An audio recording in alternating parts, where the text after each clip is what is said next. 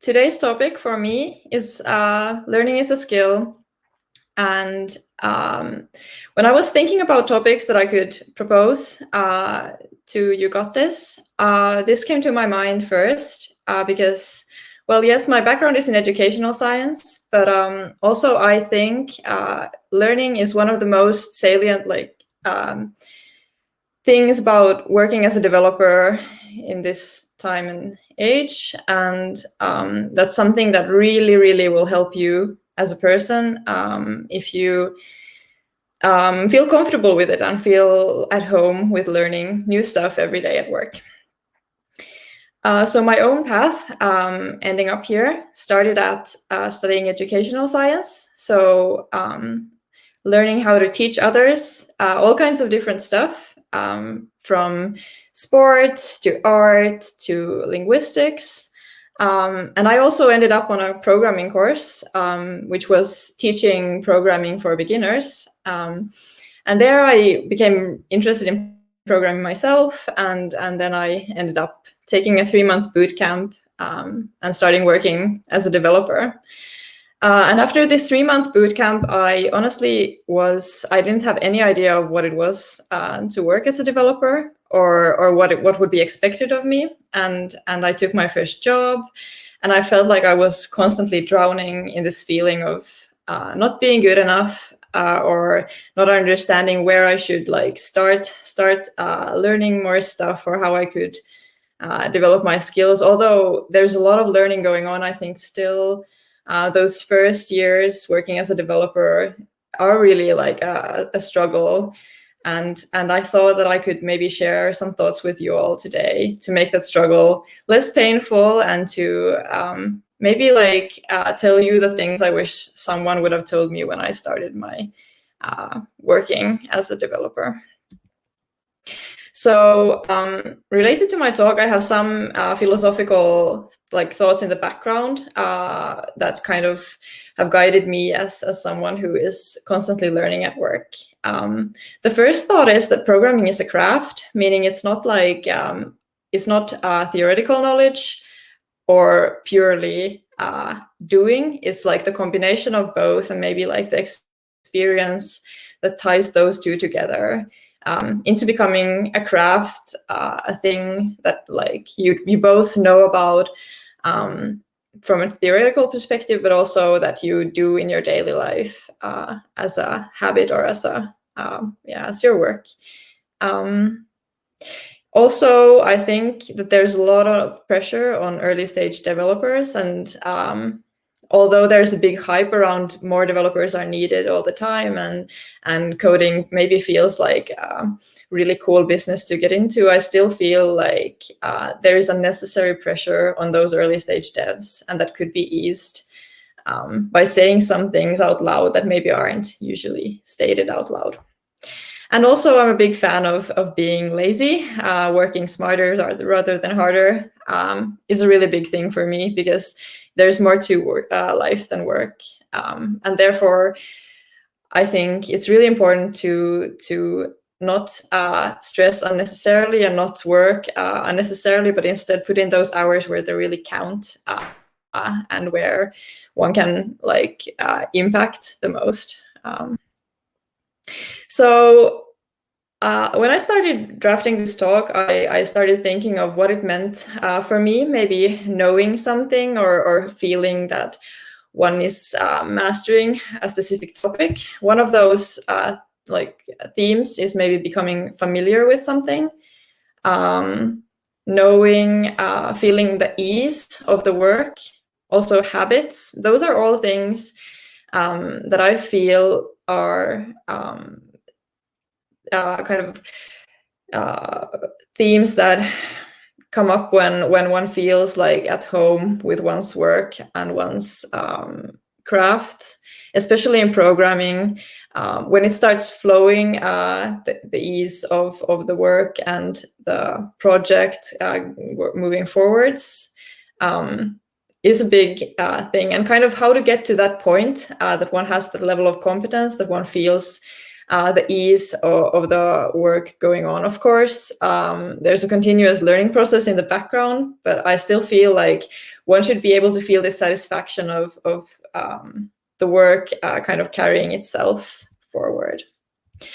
So in this topic of learning and how people learn and how we all can learn as part of our jobs, the whole thing starts with taking a look inside, maybe asking yourself what kind of person you see yourself as.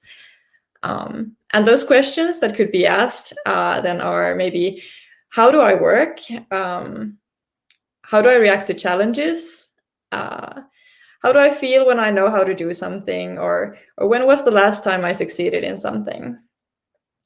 When I was studying at the boot camp, it was a 3-month boot camp, and somewhere along half of the boot camp, we all had a scheduled meeting with the coming manager of the work we would be doing, like afterwards. And I remember it was 8 a.m. On a Friday, and I was really exhausted. It had been a really long week, and I think we all were facing like a really hard pressure to learn a lot of new things really rapidly, and that had been going on for some time. And I came to the office and I sat down, and the manager was sitting there, and she asked me, what was one thing that I had done that summer that I felt really proud of? And instead of coming up with all the things that I felt proud of, or that I would have felt anything in anything like that, I started crying, and I didn't really. I was thinking, I was trying to find something that I was proud of, but I didn't find anything. And instead, like, she started coming up with stuff like, well, you should be taking pride in this and this and this, all these amazing things that you've achieved. But I think if one doesn't feel those things oneself, then it's really hard to move forward and to learn new stuff, because maybe it tells about one's own state if one doesn't feel the feeling of success, or feel the feeling of comfort, or knowing what one is doing. So these are all questions you maybe could ask yourself if you have a learning goal in mind, starting with who you are. I also wanted to talk a little bit about the mythology of being gifted. I think this is something especially female developers, of course, also maybe other gender minority developers feel that it's hard to get into the field because they don't feel that they are like technically as gifted as some others. At least I'm from the Nordics, so even from around here, I think there's a strong mythology of men being more logical and technical than women, and that kind of holds us back because we don't feel that we are gifted enough to start this learning process of learning how to code, and maybe sometimes getting a job in tech. And I think, like, for me, I had a feeling of not being mathematically gifted a really long time, I guess because of bad experiences at school or something. And really taking that step to start a boot camp, to take the step to try and start learning these things, required someone else pushing me into thinking that anyone can actually learn for example, math or technical stuff without being exceptionally gifted. And also most people who we think or we perceive as really gifted and talented maybe haven't always thought of themselves like that. So I kind of wanted to dismantle the I'm not gifted enough myth to start with. Here are some phrases or words that could be describing you as a software developer, and maybe some of you would think that not all of these are traits that a developer could have, or attributes that a developer could have in themselves. But I would argue that these are all just different kinds of personality or ways of work, traits that people can have, and they all can be the properties of a great developer.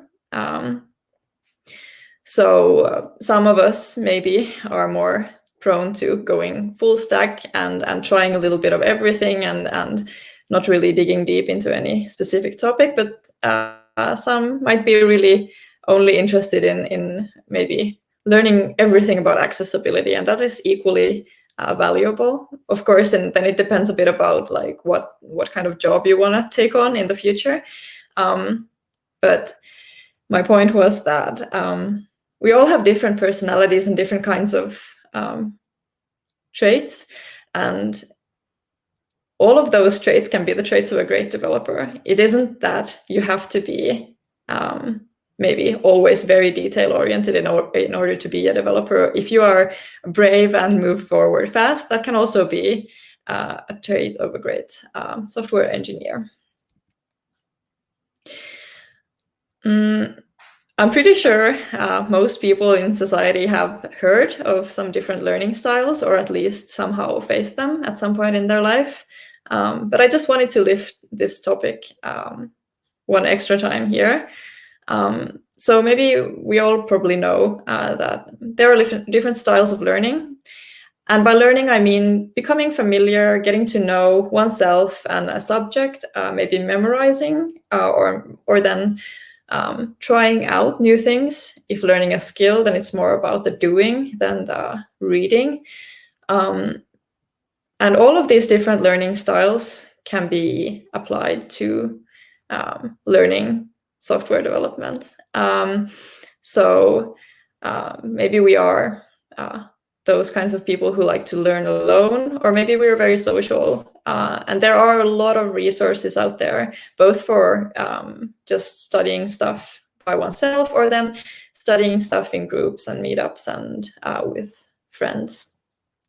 Also, maybe one can be more verbal. For some people, it's easier to hear someone else explain or to read something. And for others, it might be more about the seeing stuff fall in their places, maybe seeing visualizations of data, or how CSS elements fall in place on a page.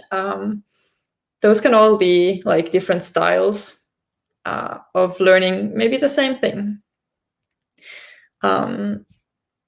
So I've just collected some resources that I wanted to share. One way of going about learning is reading and listening. So maybe listening to podcasts or to conference talks, to discussions, or attending different kinds of events as a listener, or then reading newsletters, books. All of those are like great ways of learning more about software development in different kinds of ways. So maybe books are more of the dry philosophy behind or theory, most books, but then again, like newsletters that you can subscribe to. JavaScript Weekly, for example, is a great resource that has more hands-on, like short articles that people can enjoy. And maybe start your breakfast or your morning by having a cup of coffee and going through a newsletter. They tend to pile up in my inbox, so I'm like, I use one morning per week to just plow through them, but I hope some of you have better practices for newsletters than me. Then I wanted to lift this topic of visualizations or explanations that have visual support. So, for example, CSS Tricks has a great guide to the CSS grid, and I think they've like really captured the essence of how to combine code with the actual physical drawings, visualizations to make the explanation really clear. There's also a YouTube channel called, I think it's 3 Blue 1 Brown or something, and they have this amazing machine learning explanation videos which go into the mathematical side of data science and machine learning through amazing visualizations. And at least for me, these are one of the main ways I like to learn things. I always remember if I've seen something, maybe a picture of a neural network, how it works, how the different layers interact with each other, more so than by reading that as text. But we're all different in that way. And it's good to maybe explore some different things and find what works for oneself. One way of learning is also through doing hobby projects or hands-on things. So I think pretty much all developers who have had to work with CSS have at some point encountered Flexbox Froggy. It's a game where you are placing a frog on a pedal by using CSS Flexbox. That's a really great way to learn it. And I think that's something that I, hilariously enough, go back to a lot when I work with front-end stuff. Other great ways of doing is, or projects that one could start is, for example, the advent of code, or maybe like going through the different kind of tutorials offered by the frameworks themselves. Just one more word about the advent of code is that it's a coding calendar that's available every year in December, and it has challenges for each day, and it's like obscurely difficult. I think myself, I've done like the 5 first tasks or something, but it takes so much time if you try to do every single part of the advent of code that I don't know what kind of person manages to work full time and do that at the same time, but I wish I could complete it 1 year. Yeah, and here I also took a screenshot of the Django documentation, so just to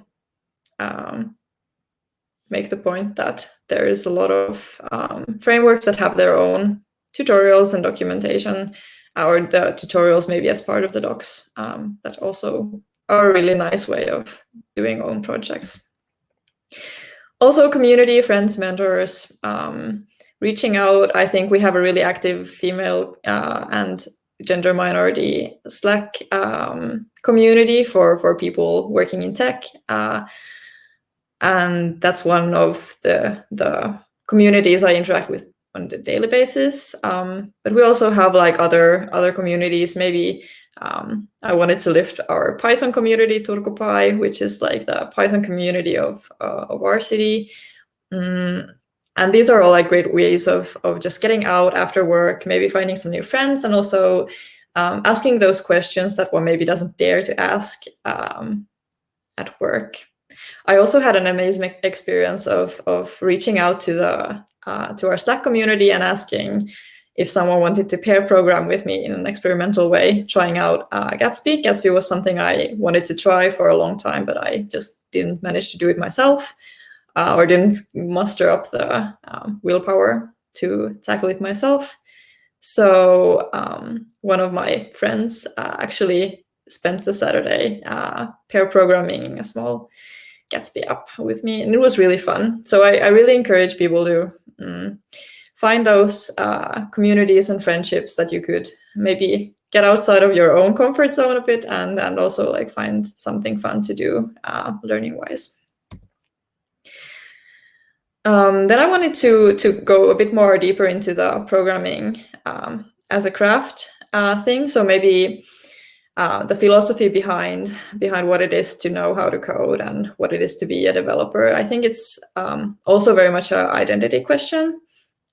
One can see oneself as a developer, and of course, I really understand those people who feel like they don't want to have anything to do with coding or programming or any kind of software or data science stuff during their free time, because that's what they do during their work days. But then again, I feel I've been working as a consultant for the first years of my career, and now I'm working as an in-house developer. And especially during my time as a consultant, it was really heavily emphasized that as a programming consultant, you're not only a developer, but you should be like kind of also a messenger of that culture of continuous learning and personal development. Maybe you have your own interest, you're staying atop of those. So, for example, small things like reading a newsletter once a week. It doesn't take that much time, but it's a habit that will actually make you a better developer in the end. And not like maybe not spending a lot of time, because time is also a valuable asset that we're not supposed to waste. But spending time smartly in doing those small things that make you a little bit more informed than the general public about your stuff. Maybe it's reading one newsletter per week, or listening to one conf every 3 months, or something like that. But that's part of the craft personship that I see is connected to programming, and that will really, really support one in one's career, just having a little bit of extra there. And as I said, it takes a lot of time, and time is it's not something that we all have an endless amount of, especially those of us who have family, or who maybe are students, so are working part-time or studying, and those things, and maybe to all of those of you who are junior developers and who are stressed out with not having enough time, not having enough energy, maybe to keep learning at the pace that you would want to yourself. I wanted to say that part of being a developer is also having confidence in that you keep working, you keep doing your job, you keep doing your studies, and you get better. It doesn't happen like overnight or instantly or anything like that, but if you keep doing it, you put in those small amounts of time or larger amounts of time, if you have that opportunity, it does pay back, even though it sometimes feels like you're pushing and pushing and the cart isn't moving anywhere. That time is definitely gonna count in the end. I also wanted to mention a little bit about setting goals. Some questions I would ask you all who are learners or students, maybe learners on the job. What are the concrete goals you want to set? Maybe this month or maybe this week. And one of my friends, Juhis, gave a great presentation about getting overwhelmed in tech. That's also something I think a lot of us experience. And one of his points was that you will, one of the key ways to get overwhelmed as a software developer is that you will try to be, well, full stack. Of course, it's okay to be full stack. That's fine. But also, like, if you aren't able to narrow down what you are learning,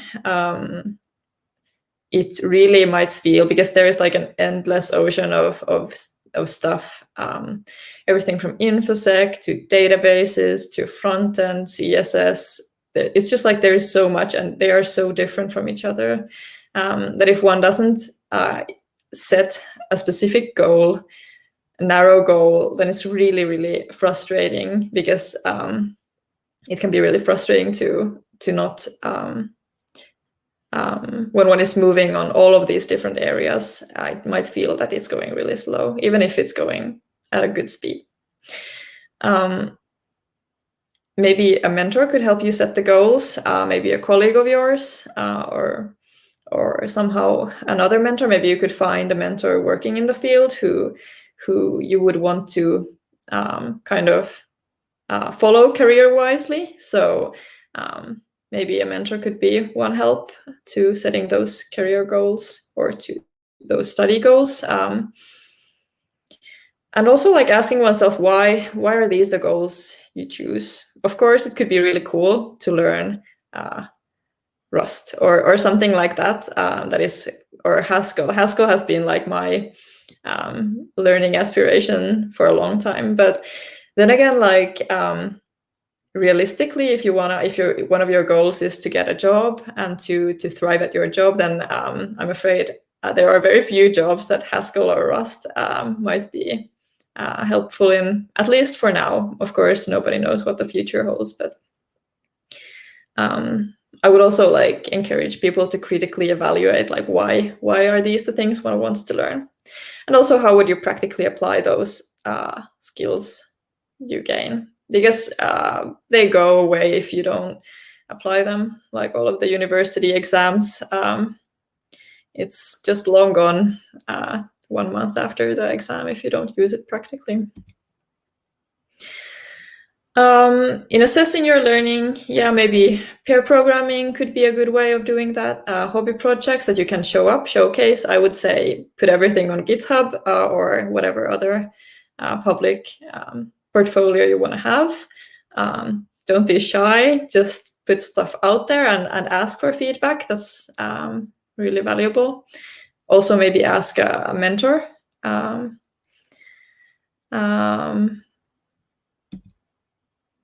And yeah, one more topic that I wanted to cover is feelings.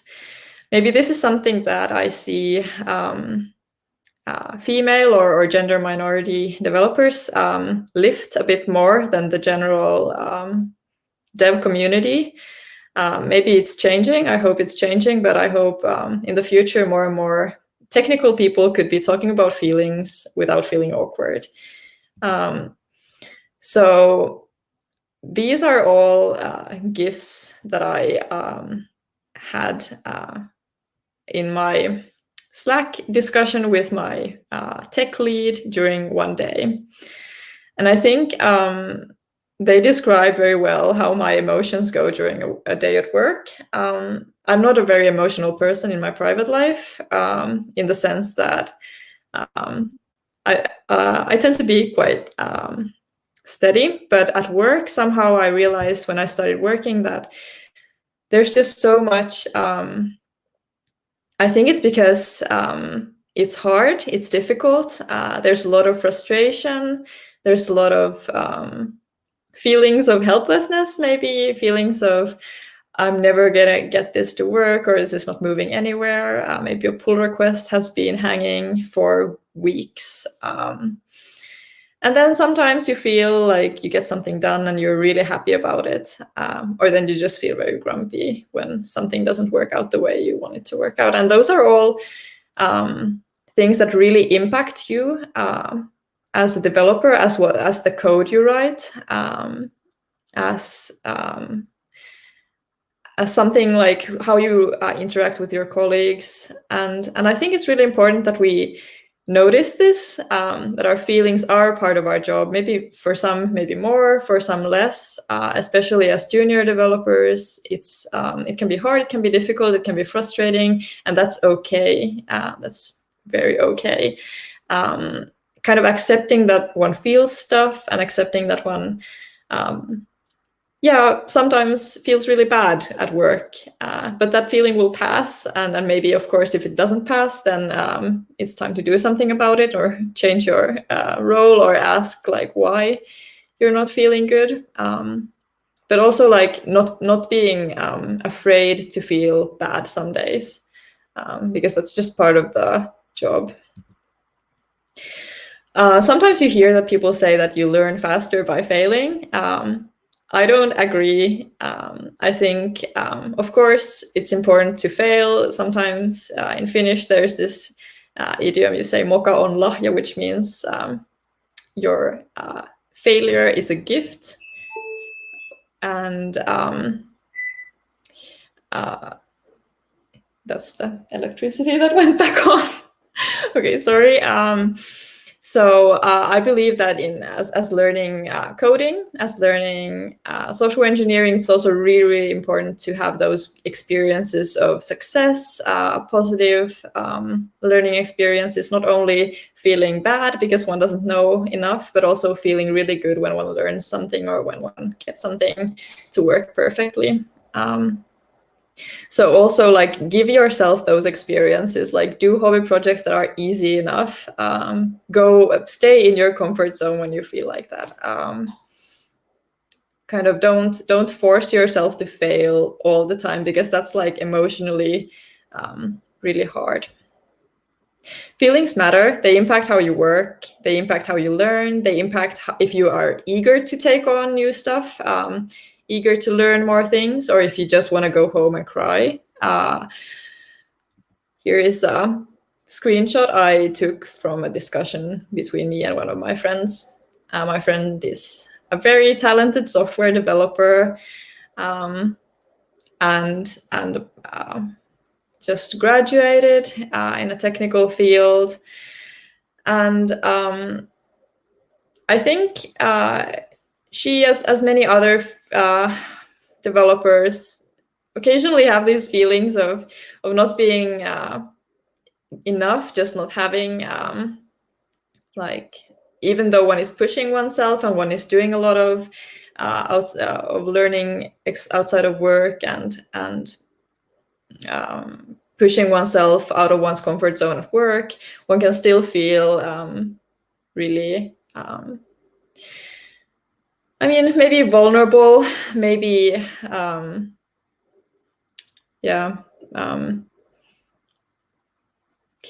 incomplete. Those are all things that we all, as developers, or at least the majority of developers, feel, and kind of noticing that we all feel that way, noticing that others feel that way, and supporting those who do feel that way. Like if your friend tells you they're very stressed out, if your colleague tells you they feel like this, I think it's important for us also to, instead of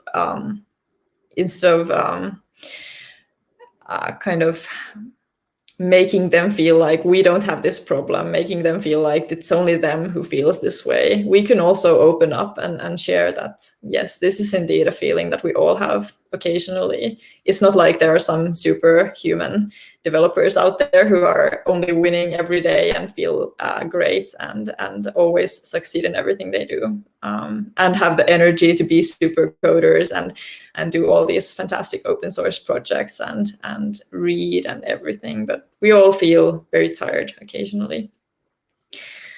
And I'm glad to see that there is a talk coming up about burnout also after this. So we'll definitely hang around for that. So look at your own, like, ask yourself how you feel. What is something that you can feel proud about, or what do you feel stressed about? Are you sad to go to work? Or are you happy, curious, excited about something new, something that's going to change? It could even be worth it to monitor during 1 week all of these feelings and emotions, just to jot down, like, each time you feel one of these, that what is the feeling and how often do you feel it? Now, if you notice that you felt really stressed out every day of a week during like the past 3 weeks, then you know that there's something that you need to change. And of course, my talk is not about emotions, but my talk is about learning, and learning will not happen if the emotional side is not okay. So take care of yourself emotionally, monitor your own emotions, and accept that they're part of your also your professional identity, whether you want it or not. One of the conclusive points I have is it said in Finnish that something takes butt muscles, which means it takes time, and that's actually everything becoming a great developer is about. Is, well, small habits, but also just staying at it, not giving up. I think that's also one thing that a lot of minority developers feel such pressure. Maybe it's their own created pressure, or maybe it's external pressure, but the pressure forces people out of software engineering jobs, maybe into less technical jobs, because they feel like they will never be good enough. But actually just sticking around year in, year out, instead of backing down will make you, in the end, one of those senior developers who are sitting there and knowing a lot of stuff that all the juniors are looking up to.